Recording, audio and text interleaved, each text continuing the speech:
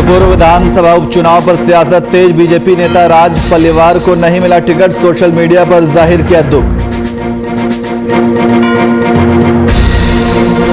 Corona संक्रमण के लगातार बढ़ रहे मामले, वायरस की रोकथाम के लिए सीएम नीतीश ने की उच्च स्तरीय बैठक। प्रदेश में बाहरी राज्यों से आने वालों को किया जाएगा क्वारंटीन। प्रधान सचिव प्रत्यय अमृत पहुंचे भागलपुर। स्वास्थ्य विभाग के प्रधान सहित कई पदाधिकारियों ने किया स्वागत। वीडियो कॉन्फ्रेंसिंग कर कोरोना संक्रमण की चर्चा। जामताड़ा से साइबर ठगी का मामला आया सामने। नारायणपुर से 7 साइबर अपराधी रंगे हाथ गिरफ्तार। अवैध मोबाइल सहित कई सिम किए गए जब्त।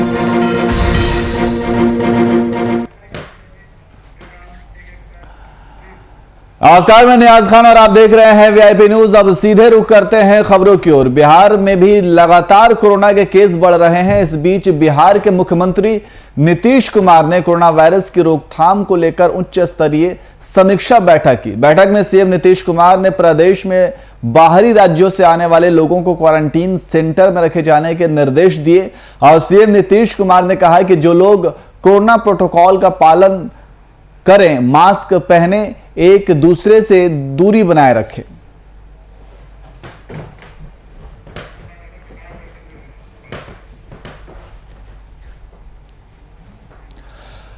और इसी खबर पर अधिक जानकारी के लिए हमारे संवाददाता कुमार गौतम हमारे साथ ऑनलाइन पे मौजूद हैं। गौतम, जिस तरीके से कोरोना के खतरे को देखा जा रहा है कि लगातार कोरोना का खतरा बढ़ता जा रहा है, इसके केसेस लगातार बढ़ते जा रहे हैं, इसको लेकर के सीएम नीतीश कुमार ने उच्च स्तरीय बैठक भी की। बैठक में क्या कुछ निर्णय लिया गया? देखिए नियाज, इस वक्त पूरे देश के हालात ठीक नहीं है। नए नए जो मामले आ रहे हैं और कह सकते हैं कि कोरोना का जो पार्ट 2 का कहर है वो बहुत तेजी से बढ़ रहा है। पूरे देश में संक्रमण की जो स्थिति है, लगभग 1.25 लाख नए मामले आए हैं। मतलब ये अपने आप में एक अनोखा रिकॉर्ड है, जिसको देखते हुए बिहार के अंदर भी जो नए केसेस हैं, मतलब ये 5 महीने के बाद ऐसा हुआ है कि 522 नए केसेस मिले हैं। और ये यही कारण है कि मुख्यमंत्री नीतीश कुमार जो है लगातार क्राइसिस मैनेजमेंट ग्रुप की बैठक के बाद निगरानी कर रहे हैं, देख रहे हैं, मॉनिटरिंग कर रहे हैं। और इस हालात को देखते हुए उन्होंने अभी फिलहाल 66 कंटेनमेंट जोन बनाए जाने की बात कही है। बिहार में 24 घंटे में जो आंकड़े मिले हैं उसमें तकरीबन 1527 कोरोना के संक्रमित हैं और पटना में सिर्फ 522 नए केस हैं। इसके अलावा जो महाराष्ट्र से आने वाले जो लगभग सभी गाड़ियों से जो यात्री आ रहे हैं या जो एरोप्लेन से आ रहे हैं, उन यात्रियों की जांच के साथ साथ जो है रैपिड एंटीजन टेस्ट आज से शुरू हो गई है, कल से, गुरुवार से। और यही कारण है कि अब कोई भी यात्री बिना जांच के ना तो जा सकते हैं ना आ सकते हैं। और इसके लिए जिला प्रशासन ने 70 स्वास्थ्य टीमों का गठन भी किया है। मतलब ये पहला ऐसा मौका है जब अलग से किसी दूसरे राज्यों से आने वाले सभी यात्रियों के लिए रेलवे में या हवाई जहाज के जरिए या अगर जो अपनी गाड़ी से आ रहे हैं तो उनके लिए अलग से लगभग 70 स्वास्थ्य टीमों का गठन किया गया ताकि उनकी जांच की जा सके, उनको स्वस्थ किया जा सके। तो ये कह सकते हैं कि वाकई ये बहुत ही अभी इस समय बहुत अच्छे नहीं है, अच्छे संकेत नहीं है। और सबसे बड़ी बात क्या है कि एम्स के 4 डॉक्टर और 4 नर्सिंग स्टाफ भी इसमें संक्रमित है। मतलब अब जो रक्षक हैं उनको भी कोरोना पार्ट 2 का कहर बढ़ पा रहा है। IIT पटना के 6 और छात्र भी जो है रिपोर्ट पॉजिटिव पाए गए हैं। इसके अलावा जो 66 माइक्रो कंटेनमेंट जोन की जो संख्या बढ़ाई गई है, उस जोनों में जोन की संख्या 128 हो गई है टोटल। और लगभग डीएम ने सभी अनुमंडल में 100 बेड का आइसोलेशन सेंटर तैयार करने का निर्देश दिया है। यानी अब स्वास्थ्य विभाग जो है पूरी तरीके से कह सकते हैं कि जो कर सकता है उसके लिए व्यवस्थाएं की जा रही है। हर जिले पर व्यवस्थाएं की जा रही है, क्योंकि लगातार मुख्यमंत्री निर्देश दे रहे हैं कि अब स्थितियां जो है बहुत तेजी से बढ़ रही है। इस लिहाजा लगातार सरकार का ध्यान है, प्रशासन का ध्यान है, स्वास्थ्य विभाग की जो टीम है वो लगी हुई है। इसके साथ ही नियाज जो सबसे बड़ी बात है कि उन्होंने कहा कि अभी भी लोगों के अंदर जागरूकता की कमी देखने को मिल रही है। लोग मास्क नहीं लगा रहे हैं कल भी आपने तस्वीरें देखी वीआईपी न्यूज पे कि किस तरह से जो सब्जी मंडी है या जहाँ पे बड़ी भीड़ नजर आती है, लाखों लोग दिन भर में आते हैं, वहां पर जो है प्रशासन की सख्ती नहीं देखी जा रही है, ना ही लोगों के अंदर वो सुस्ती और चुस्ती देखी जा रही है, जिसके दम पर ये कह सके कि भाई कोरोना को कैसे भगाना है। तो बिहार कहीं ना कहीं संक्रमित हुआ है और इसके पीछे सरकार प्रशासन के साथ साथ आम लोग भी जिम्मेवार हैं, क्योंकि आम लोगों की जो समझ है वो बिल्कुल मास्क नहीं पहनना चाह रहे हैं, सोशल डिस्टेंसिंग का पालन नहीं कर रहे। तो कई ऐसी चीजें हैं जो लापरवाही है, जिसके कारण आज ये परिस्थितियां बनकर तैयार हुई है। बिल्कुल गौतम, और जिस रफ्तार से कोरोना के मामलों में बढ़ोतरी हो रही है, इससे तो अंदाजा यही लगाया जा सकता है कि आने वाले समय में काफी भयावह स्थिति हो सकती है। क्योंकि अगर हम पिछले साल की तुलना करें इस साल से, तो इस साल पिछले साल से भी ज़्यादा खतरनाक नज़र आ रहा है। और जिस तरीके से कोरोना का ये जो दूसरा दौर चला है और इसके जो सिम्टम्स हैं वो काफ़ी खतरनाक है, लेकिन फिर भी लोग जो हैं वो लापरवाह दिख रहे हैं। लोगों के अंदर किसी भी तरीके से सावधानी नहीं बरती जा रही है। लेकिन इसके साथ साथ गौतम, आप हमें ये बताएं कि पटना के वो इलाके जो काफ़ी भीड़ भाड़ वाले इलाके हैं, जो ज़्यादा प्रभावित इलाके हैं, उन इलाकों में किस तरीके की सावधानियां बरती जा रही है? प्रशासन द्वारा क्या कुछ कदम उठाया गया है? और जो लोग गाइडलाइन का पालन नहीं कर रहे हैं उनके ऊपर किस तरीके की कार्रवाई की जा रही है? जहां तक कार्रवाई की बात है नियाज, देखिए सबको पता है कि बिहार इस वक्त अलर्ट जोन में है। बिल्कुल जिस तरह से आंकड़े बढ़े हैं, उस आंकड़ों को देख करके ही अंदाजा लगा सकते हैं कि ये 5 महीने में 522 केसेस, मतलब 5 महीने के बाद ऐसी स्थितियां हुई है। दूसरी बात, अगर हम 1 मार्च से 7 मार्च के बीच की बात करें तो 1 मार्च को 163 नए मरीज थे, जिसकी रफ्तार 2 तारीख को ही 287 पहुंच जाती है। देखिए कितनी तेजी से बढ़ रहा है। यही आंकड़ा 3 मार्च को 359 यानी कि 359, यही आंकड़ा 4 तारीख को 372, मतलब 3 और 4 को ये बहुत कम है। लेकिन आप 5 तारीख को देखिए कि 432 के बाद 486 और 486 के बाद 552, यानी कि अब ये रफ्तार जो है कितनी तेजी से दुगनी तिगनी होती चली गई। और 5 महीने पहले ऐसा लगने लगा था कि अब शायद ये आंकड़ा डाउन होगा, लेकिन आप देखिए कि किस तरह से रफ्तार जो है तेज होती चली जा रही है। दूसरी बात, बिहार की बात तो नहीं, लेकिन राजधानी पटना की मैं बात जरूर कहूंगा कि खास करके राजधानी पटना जो हब है, बड़ी बड़ी जहां मंडियां हैं, उन मंडियों की स्थिति इतनी भयावह होगी शायद किसी ने कल्पना नहीं की थी। कोरोना को लेकर के, कोरोना के बढ़ते ग्राफ के बावजूद न तो उस इलाके में लोगों को समझ है, ना तो वहां के दुकानदारों को समझ है, और दुकानदार के साथ साथ वहां पर उस इलाके के जो प्रशासन है, जो पुलिस थाने क्षेत्र है, वहां पे भी पुलिस की गश्ती और नहीं देखने को मिलती है। मैं आपको बता दूं कि राजधानी पटना का सबसे बड़ा इलाका है पटना जंक्शन, जहां पर कोई भी इस तरीके से खरीदारी कर सकता है, भीड़ जुटा सकता है, सोशल डिस्टेंसिंग का पालन करता हुआ नहीं दिखेगा। बिना मास्क के हजारों लोग वहां आपको नजर आएंगे, लेकिन कोई रोकने और टोकने वाला नहीं है। दूसरी बात, सुबह से लेकर के 3 बजे तक 4 बजे तक जो मंडी लगती है वो है बाजार समिति की मंडी। बाजार समिति में कहीं भी किसी तरीके की रोक टोक नहीं है। बेपरवाह है लोग, जहां पर फल खरीदने जाते हैं, अपने स्वास्थ्य की चिंता के लिए फल खरीदते हैं, मगर वहां पर ना तो दुकानदार और ना ही खरीदार और ना ही पुलिस प्रशासन के लोग नजर आते हैं। तीसरी सबसे बड़ी मंडी है मछली की मंडी, बात चाहे मछुआ टोली की कर ले, आर ब्लॉक पे कर ले, 48 चौक पे कर ले, वहां पे भी आप जब खरीदारी करने जाएंगे तो बेपरवाह नजर आएंगे। उसके बाद आप बात कर लें मीठापुर की सबसे बड़ी मंडी है सब्जी की मंडी, दीघा और अंटा घाट, ये 3 इलाके हैं जहां पर सबसे ज्यादा सब्जी विक्रेताओं की भीड़ रहती है, क्योंकि यहाँ पर होलसेल मार्केटिंग होती है। यानी कि जो विभिन्न पूरे पटना के जो दुकानदार हैं वो यहीं से मंडी से थोक भाव में खरीदते हैं, और वहां पर इस कदर से बेपरवाह लोग नजर आएंगे। कल हमने वो तस्वीरें भी दिखाई थी कि किस तरह से मीठापुर की कड़वी हकीकत है, जहां पर लोग बेपरवाह है, उन्हें पता ही नहीं मास्क क्या है, उन्हें पता ही नहीं है कोरोना क्या है, उन्हें पता ही नहीं। उनसे जब बात कीजिए तो इस तरीके की दलील देंगे, पॉकेट में मास्क है, घर पे छूट गया, या बहुत सारी ऐसी चीजें हैं जो वो जिसको कहते हैं ना कि बेतुका जवाब, यानी उनको पता नहीं कि उनके एक व्यक्ति के संक्रमण से पूरे इलाके, मतलब ठीक है सरकार ने गाइडलाइन जारी कर दी है, केंद्र सरकार को चाहे राज्य सरकार हो, लेकिन उस गाइडलाइन को फॉलो अगर कोई नहीं करता है तो प्रशासन की जिम्मेवारी बनती है। हाँ, प्रशासन इतना जरूर है कि 40 रुपए रेलवे स्टेशन पे बिना मास्क के लोगों से काट रही है चालान, 50 रुपए।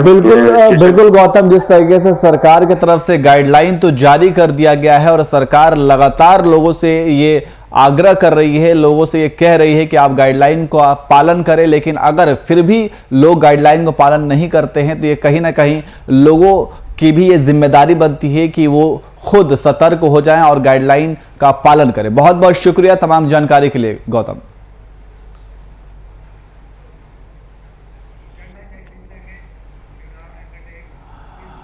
वहीं मधुपुर विधानसभा उपचुनाव का शोर राजधानी रांची में भी गूंज रहा है। एक दूसरे की रणनीति को भेदने के लिए समीकरण की तलाश की जा रही है, जहां जेएमएम को भरोसा है कि राज पलिवार का टिकट कटने से बीजेपी से नाराज वोटर उनके साथ आएंगे। बीजेपी नेता राज पलिवार को टिकट न मिलने से खासा नाराज दिख रहे हैं। सोशल मीडिया के माध्यम से अपना दुख भी जाहिर किया है। यही वजह है कि बीजेपी नेता राज पलिवार ने बीजेपी के गंगा से तौबा कर लिया है।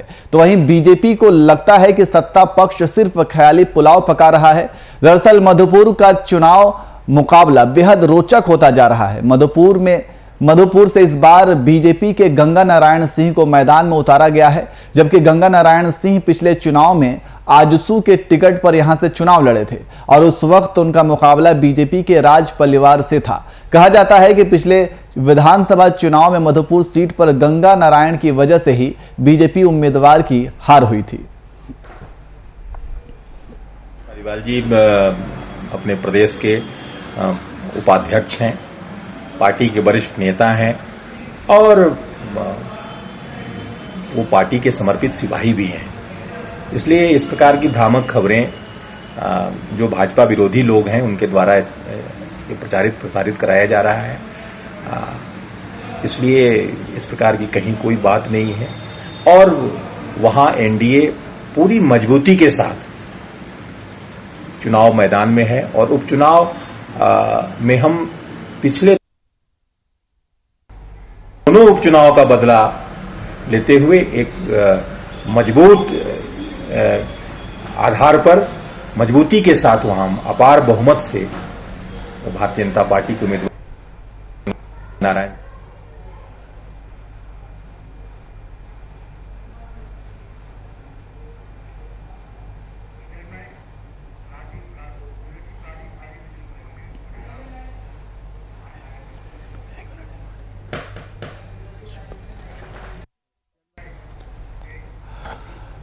और इसी खबर पर अधिक जानकारी के लिए हमारे ब्यूरो चीफ राजीव रंजन हमारे साथ लाइव जुड़ गए हैं। राजीव, जिस तरीके से मधुपुर उपचुनाव को लेकर राजनीतिक मैदान में जो उठापटक देखी जा रही है, अब एक नया समीकरण देख सकते हैं कि जिस तरीके से बीजेपी के राज परिवार को टिकट नहीं मिला है और उसको लेकर के काफी वो नाराज भी दिख रहे हैं। उनकी नाराजगी लगातार सोशल मीडिया पर भी देखी जा रही है। राजीव, देखिए, बीजेपी मधुपुर से उपचुनाव लड़ रही है। आजसू उनका गठबंधन है और उनके सामने जो खड़ी है वो आप कह सकते हैं कि बहुत ही कड़ा टक्कर बीजेपी को मिला है, क्योंकि पूरे महागठबंधन ने एक बड़ी चाल चली है और जो पूर्व मंत्री थे वहाँ से जिनका निधन हो गया हाजी हुसैन अंसारी, उनके बेटे को मंत्री बना दिया और उसके बाद अब ये दिलचस्प जो है लड़ाई होते जा रही है। आप देखेंगे कि जिस तरह से मंत्री बनाए जाने के बाद लगातार उस क्षेत्र में ये कहते चल रहे हैं कि सरकार ने उनको मंत्री बनाया है और अगर जनता उनको मौका देती है तो वो क्षेत्र के विकास के लिए काम करेंगे और इसी नाते वो वोट मांगने आए हैं। दूसरी तरफ आप देखें तो भाजपा के अंदर गुटबाजी चरम पे है। पहले जो राज पलिवाल वहाँ से कैंडिडेट हुआ करते थे, रघुवर सरकार में वो मंत्री भी थे, उनका टिकट काट दिया गया। आजसू से उस उम्मीदवार को टिकट दिया गया जो भाजपा के उम्मीदवार को हराने में जिनकी अहम भूमिका थी, यानी गंगा नारायण सिंह का। तो स्वाभाविक है कि राज पलिवाल इससे नाराज होंगे ही। अब ऐसे में जब भाजपा ने गंगा नारायण सिंह को उम्मीदवार बनाया है तो राज पलिवाल को दूसरी तरफ देखें तो कोई मनाने की भी कोशिश नहीं की गई, जिसका ये परिणाम है कि आज अगर आप देखें तो भाजपा के अंदर ही कई लॉबी है जो गुटबाजी कर एक दूसरे को हराने की बात कर रही है, गंगा नारायण सिंह को हराने की बात कर रही है। राज पलिवाल का जो गुट है वो कुछ बहुत ज़्यादा एक्टिव है।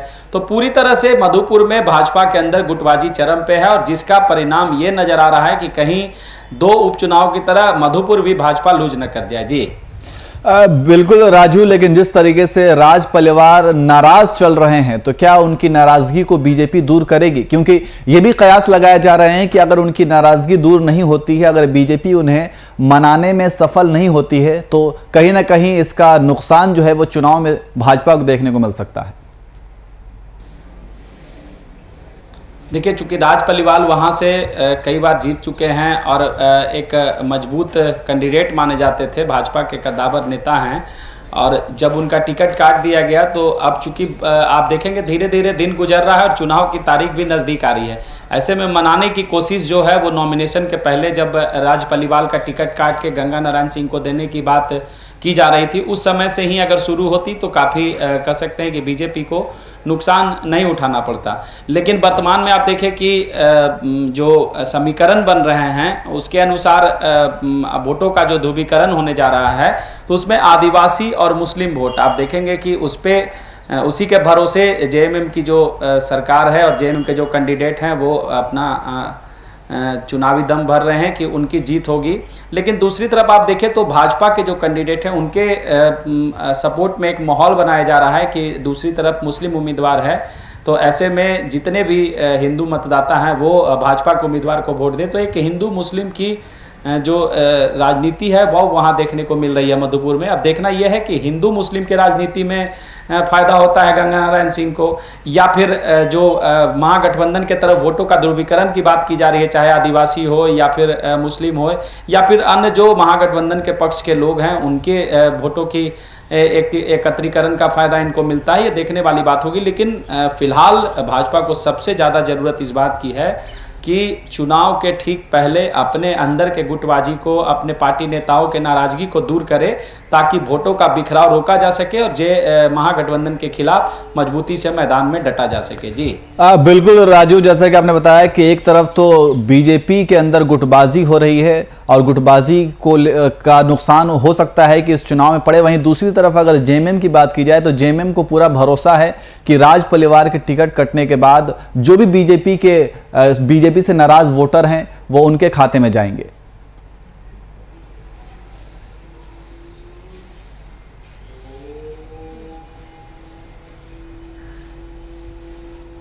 हेलो जी राजीव, क्या आवाज आ रही है आपको?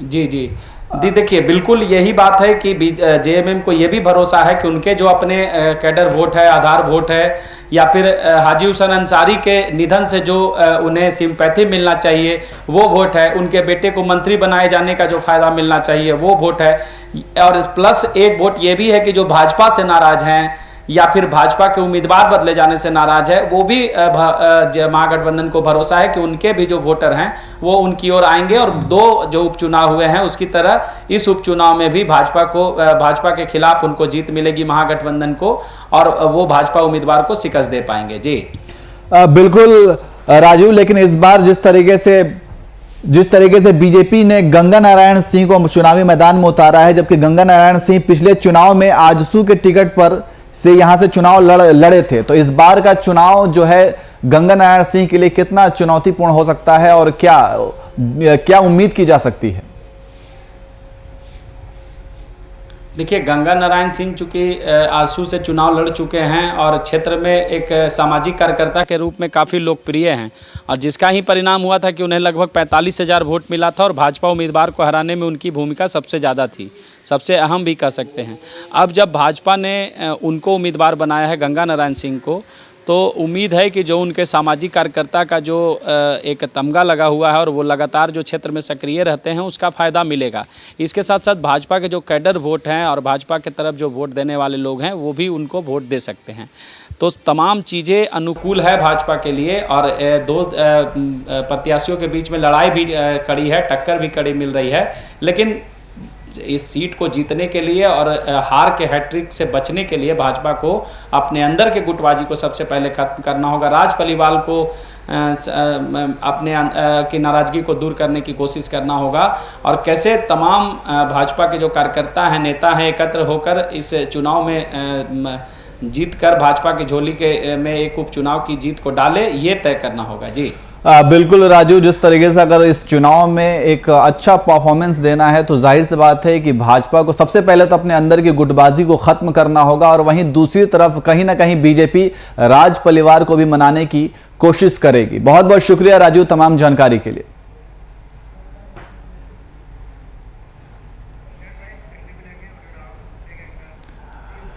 वहीं कोरोना संक्रमण को देखते हुए बिहार सरकार के स्वास्थ्य विभाग के प्रधान सचिव प्रत्यय अमृत भागलपुर पहुंचे। भागलपुर हवाई अड्डे पहुंचने पर स्वास्थ्य विभाग के प्रधान सचिव का स्वागत जिलाधिकारी, सिविल सर्जन और जिले के वरीय अधिकारियों द्वारा किया गया।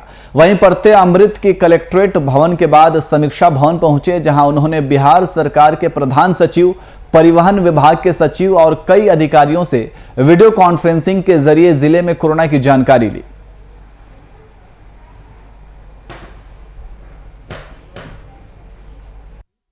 और मेरे साथ स्वास्थ्य विभाग के वरीय पदाधिकारी गण आए हैं। अभी हम लोग straight away medical college hospital जा रहे हैं, तो वहाँ की व्यवस्था देखेंगे। जिला पदाधिकारी भागलपुर से कल विस्तृत पूर्वक समीक्षा हो चुकी है और अभी भी कुछ बातचीत हो चुकी है। और मैं आप लोगों के माध्यम से लोगों से एक ही अपील कर रहा हूँ कि जो कोविड एप्रोप्रिएट बिहेवियर है, मतलब मास्क का सब लोग अनिवार्य रूप से उपयोग करें। थोड़ी दूरी बनाकर आपस में लोगों को रखनी चाहिए, सोशल डिस्टेंसिंग, फिजिकल डिस्टेंसिंग, और नियमित रूप से हाथ को धोना चाहिए। और इसी खबर पर अधिक जानकारी के लिए हमारे संवाददाता राजीव पांडे हमारे साथ फोन लाइन पे मौजूद हैं। राजीव, जिस तरीके से स्वास्थ्य विभाग के प्रधान सचिव भागलपुर पहुंचे, कोरोना के निरीक्षण की वहां पे किस तरीके से निरीक्षण की गई और क्या कुछ कहा गया? एक्चुअली कल भागलपुर प्रत्यय अमृत पहुंचे और पहुंचने के बाद जो है हवाई अड्डा से सीधे वो समाहरणालय पहुंचे और समाहरणालय में उन्होंने जो है सबसे पहले जिलाधिकारी के साथ बैठकर वार्ता की और उसके बाद वार्ता करने के बाद जो है फिर वहां से स्वास्थ्य विभाग जवाहरलाल नेहरू मेडिकल कॉलेज गए और वहां पर जो बढ़ते हुए कोरोना की स्थिति है उसका जायजा लिया उन्होंने। और उसके बाद जायजा लेने के बाद जहां उनको संतुष्टि मिली वो तो संतुष्ट हुए ही, साथ ही साथ जहां पर कमी मिली उसके लिए जो वहां पर अधीक्षक है, अधीक्षक से उन्होंने वार्ता की और कमी पाने के कारण भागलपुर के अधीक्षक डॉक्टर अशोक कुमार भगत को उन्होंने अविलंब हटाने का निर्देश दिया और वहां पर हटाने के बाद अस्पताल के अधीक्षक डॉक्टर असीम कुमार दास को वर्तमान में अधीक्षक का कार्यभार सौंपा। जी राजीव, तो कोरोना को लेकर क्या कुछ दिशा निर्देश उन्होंने दिया? उन्होंने स्पष्ट रूप से लोगों से कहा कि कम से कम मास्क और सोशल डिस्टेंसिंग ये दोनों का पालन आप लोग जरूर करें और उसके साथ साथ जो यहाँ पर टीका का व्यवस्था है उस टीका को ले और किसी प्रकार की कोई भी लापरवाही न बरते, कहीं भी सामाजिक भीड़ भाड़ न लगाएं, जहां भी जाएं वहां पर मास्क का उपयोग जरूर करें और साथ ही साथ सोशल डिस्टेंसिंग का पालन जरूर करें। जी राजू, बहुत बहुत शुक्रिया तमाम जानकारी के लिए।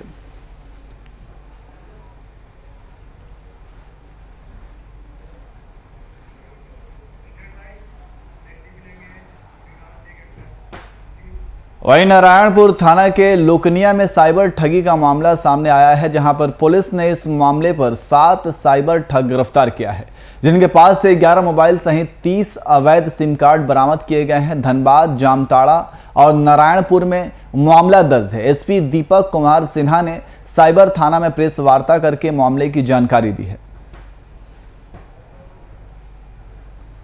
इस बन गई और उन लोगों को अपराध करते समय 7 लोगों को धर दबोचा, 1 आदमी भागने में सफल हो गए। कुल 8 आदमी वहां पर उपस्थित थे जैसी सूचना थी। इन लोगों के पास से 11 मोबाइल सेट और 21 मोबाइल सिम बरामद हुए हैं। वहीं धमौर थाना क्षेत्र के थाने के कुछ दूरी पर जंगल में अवैध कारखाना चल रहा था। वहीं पुलिस ने मुखबिर की सूचना पर जंगल में छापेमारी की, जिस दौरान पुलिस ने अवैध असलहा बनाने वाले गिरोह का भंडाफोड़ किया, जिसके बाद पुलिस ने छापेमारी कर थाना क्षेत्र के दया शंकर कश्यप और मोहम्मद आरिफ को गिरफ्तार कर लिया और साथ ही पुलिस ने उनके पास से 10 तमंचा सहित 6 जिंदा कारतूस बरामद किए हैं। जानकारी के अनुसार आरोपी काफी समय से अवैध असलहा बनाने का काम करते थे। फिलहाल पुलिस आरोपियों को हिरासत में लेकर पूछताछ कर रही है। इनके साथ घेराबंदी की है, जिसमें वहाँ पे इसे 10 निर्मित कट्टे बरामद हुए हैं और 6 अर्ध निर्मित हैं और 4 अदद जिंदा कारतूस, 2 अदद खोखा इस और जो ये अवैध असलहा बनाए जाते हैं उसके लिए जो प्रयोग किया जाता है आरी और इत्यादि, वो सब बरामद हुआ है। इसमें जो 2 अभियुक्त पकड़े गए हैं उनका नाम दयाशंकर कश्यप और मोहम्मद आरिफ है।